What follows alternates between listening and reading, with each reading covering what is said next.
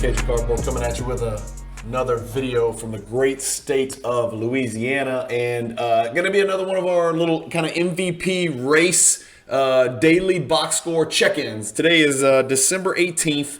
And I'm going to upload this on December 18th. That's a Sunday. We're going to go through the box scores from last night. We're going to pull up our MVP pool, and we're going to see which of the players in the MVP pool took a step forward, made no progress at all, may have dropped out of the race. Maybe somebody jumped into the race. Maybe somebody took a huge step forward, Devin Booker. Or let's just see where this takes us. Let's see. I've got our 13 players pulled up here. Let me increase the size of this a little bit. So let me get you guys over to screen share, and I don't think I'm going to miss anybody here, but we're just going to go box score, one box score at a time. Obviously, Jazz and Bucks.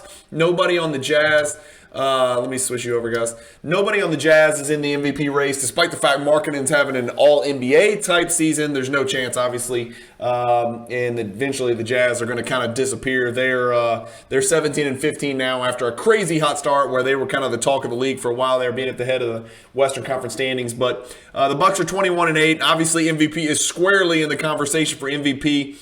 He had a horrible 2 games prior to Saturday, and then guess what he did Saturday? He sat out. And let me tell you, I'm not that pissed off because you can call it load management. It's questionable knee soreness every single time he does sit out. So they're managing a knee that's swelling, I think, when he plays 2 or 3 games in a row. I'm not that pissed off because I'm taking my wife down to New Orleans tomorrow night, Monday, December 19th. To watch the Bucks and the Pelicans. And since Giannis sat this game out, I think that bodes well.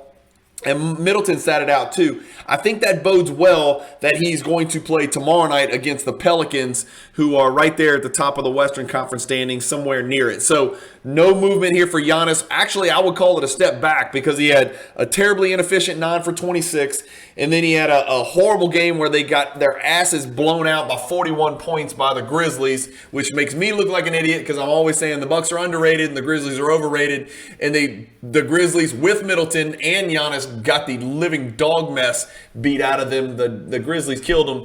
But then the Bucks come back with Portis, Lopez, Drew Holiday did play, but no Middleton, no Giannis, and they beat the drawers off of the Utah Jazz by 26 points. So good step forward there for the Bucks. No steps for Giannis. So let's scroll back here. There's got to be a quicker way to get to the next box score. The next one is the Wizards and the Clippers. Let's think about this. I guess Paul George is sort of on the radar, maybe. I don't know. Let's see what Paul George did. He did not play in that game. He rested. I don't think Kawhi Leonard did play 12 for 26, so monster game from Kawhi Leonard. Obviously, he's missed a million zillion games, so he's not in the MVP conversation. So no Paul George there. Not that he's really in the MVP conversation anyway. HeatSpurs, nobody. Bam is having the best season on the Heat, followed closely by Tyler Hero. Neither one of them are MVP candidates. The Cavaliers and Donovan Mitchell, MVP candidate, versus the Mavericks and Luka Doncic, MVP candidate. They sat Doncic. So this is the first game that I've seen in a bit where they have sat Doncic. He didn't play at all. The Cavs barely squeaked out a win. It would have been really nice for the Mavericks to keep pace.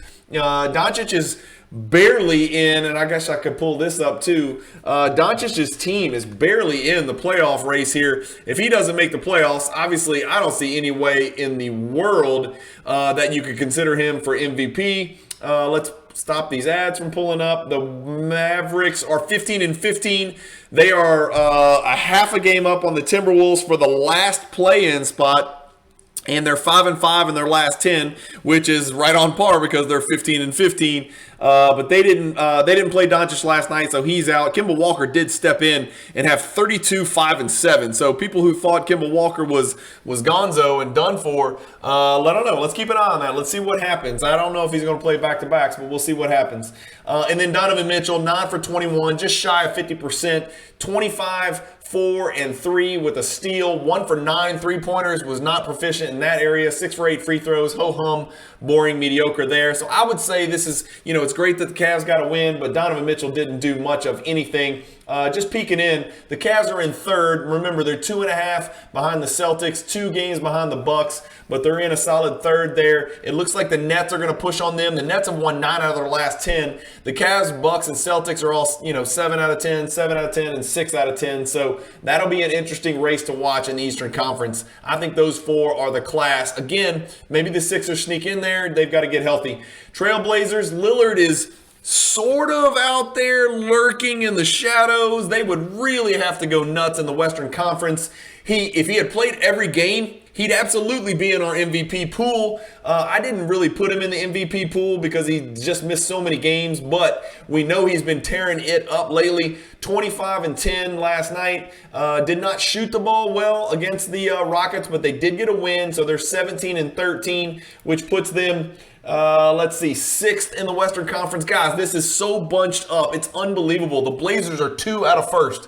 If the Blazers win 5 in a row, you're going to hear this Lillard for MVP talk, even though he's missed buku games. But Lillard, 7 for 20, not great, but he's been making tons and tons of threes. He was plus 29 last night. So Lillard's had about 3 big steps forward, almost to the point where he's in that 8 to 12 range for MVP candidates, and we're about to see 2 people completely dropped off. I don't think there's any way they could possibly continue to be in the MVP conversation because they're going to be out for too long. We're about to visit that in just a second.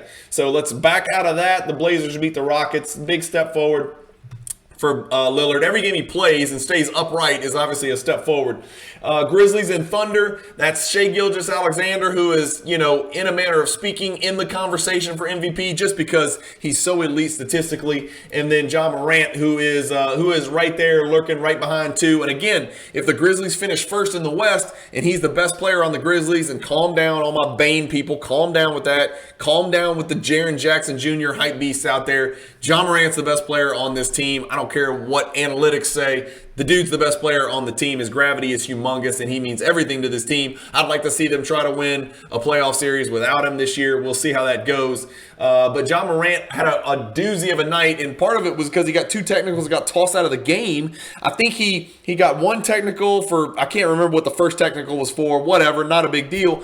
But then the next technical, apparently he was talking trash to a fan, but he was disparaging the ref to the fan. He wasn't, I don't think, getting into it with the fan like Draymond was. And by the way, that fan should not have gotten thrown out. I don't know if you guys saw the interaction between Draymond and that fan, but the fan did not deserve to be escorted out of the building and embarrassed like that. That was all on Draymond overreacting and just another reason not to like Draymond Green. But John Morant was going back and forth with the fan, but I think he was talking about how bad the referee's officiating was. And so the ref overheard him. Technical number 2, tossed him. He was 3 for 10 at that point. They lost to the Thunder, so not a good night, not a good look for Morant. He's out. Little miniature step backwards. Morant's somewhere probably in that, just depending on how much you care about analytics and efficiency, 6 to 10 range for the MVP right now, if I had to guess. What about Shai Gilgeous-Alexander? He didn't play. So he actually took a night off, and the Grizzlies lost. Wow, Jalen Williams, 0 for 8, 0 for 2, 1 for 2 free throws, -7. Yuck, 1 point. He is actually a really good-looking rookie that I like. But no SGA, so not good for SGA. Again, not the end of the world. Let's keep him fresh. Let's keep him upright. But the Thunder are 12 and 18. It doesn't look like they're going to sneak into the play-in. And the Grizzlies are fighting for that number 1 spot in the West. I think John Morant has to win the West. The Grizzlies have to win the West for John Morant to be in the MVP conversation because his efficiency is not that of Jokic. It's not that of Tatum. It's not that of what we're going to talk about, Anthony Davis. But Anthony Davis, I'll go ahead and tell you, this is not a box score. Anthony Davis is out. He's out of the MVP race. He's out for at least a month, which with Anthony Davis usually means a month and a half or 2 months. That is probably 24 games. That is about a third of the season. Maybe 20 games, something like that. Let's say 18 games, something like that. Anthony Davis cannot miss 18 more games. And the Lakers make the playoffs or even be in the play-in even in the play, and they're going to drop out of the top 10 for almost certainly. And then number two, he's not going to be able to miss 25 games to get MVP. So I'm going to eliminate right now. Anthony Davis is out of this MVP race discussion, daily box score check-in for the entire rest of the season. He's done, in my opinion. He can't miss a month. And then when he does come back, they're going to manage his minutes. And then at that point, they may be tanking. I think this does the Lakers in. He's invaluable. He was playing with MVP type statistics at an MVP level of efficiency, but missing a month he's done. He's cooked. He just can't do it. There's going to be too many other guys that are healthy. The other 8 guys that are ahead of him in the MVP race would all have to also miss a month, and we know that's not going to happen. So AD's out, man. He's out, and I'm pretty sure you can kind of scratch Steph Curry off that too, because he's going to end up missing about 15 games, I think. Is that about right? Correct me if I'm wrong in the comments, but at least 15 games from this most recent shoulder deal. When you add it up, it depends on how much they rush him back. They might need to rush him back just to stay in the playoffs. I know they don't want to bag the season, so maybe they'll rush him back. But Steph Curry is teetering on the brink of me eliminating him from the MVP conversation as well. What about Zion and Booker? The Pelicans and the Suns played for the third time in like 7 days. The Pelicans busted their ass 2 times in a row. Booker wasn't there for the second one. This time Booker was there, and boy, was Booker there. I watched this in the back room, and I even made my wife watch and told her that something crazy is happening right now. Zion was an absolute man-child. The refs had a hand in this game, the outcome of the game. That's not why Booker popped for 58 points on 21 of 35, 6 of 12, and 10 of 15. Think about that. Booker's an 86% free throw shooter. He goes 10 of 15. He could have gone 13 for 15, 14 for 15, and he'd have topped the 60 mark, which really does not happen very often in the NBA. But Booker finishes with 58, 6, and 5. And he puts this team on his back. I watched that second half. At one point, it was 34 Pelicans to 32 Booker in the second half. Let that sink in. Booker versus the Pelicans. So monstrous step forward for Booker. This moves the Suns up to 4th in the standings very quietly. They're only a game and a half out. By the way, Ayton didn't play last night.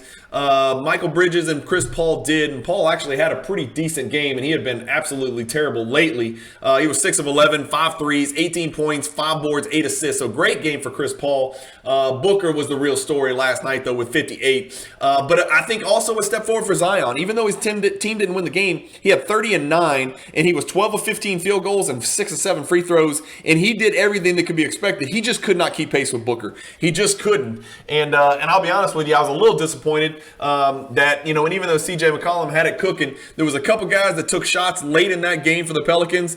That ball should have been in Zion's hand, make or break, live or die with Zion, and it wasn't. But that's just a look in right there, guys. Again, at that MVP race, I'm trying to think if there's anybody else that I've sort of forgotten about that played last night. Again, Zion stepped forward. AD, he's out. I'm taking him out.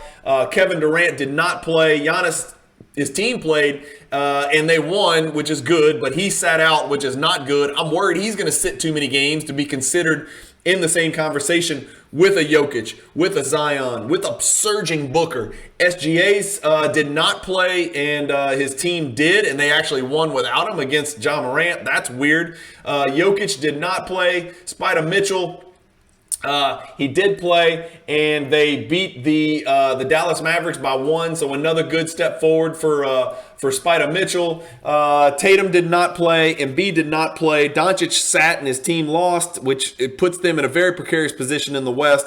Booker played, had 58, and his team won, and they're right there fighting for that Western Conference lead. And then Morant's team won, but he got tossed for the 2 technicals, albeit, whether they were justified or not, I'll let you guys make that decision. Anyway, that's it for our MVP rundown and our daily box score check-in. I'm going to try to do these here and there. It may be every day for a week, and then it may be every other day. I'm just going to fill in the space, so stay tuned, and we'll keep track on this MVP race. I am officially taking AD out. I'm not officially taking Steph out, but he's damn close to being removed. And so is Shai Gilgeous-Alexander, because if your team is clearly not going to make the playoffs, you are clearly not going to be the MVP. I don't give a damn what you do. If Shai Gilgeous-Alexander averaged 35, 12, and 12 and his team did not make the playoffs, there is no way in hell the voters are going to vote for him and hand him the new Michael Jordan MVP trophy, which happens to be 23.6 inches tall and 23.6 pounds. Anyway, thank you guys for watching. Keep collecting. Stay positive in the hobby, and peace.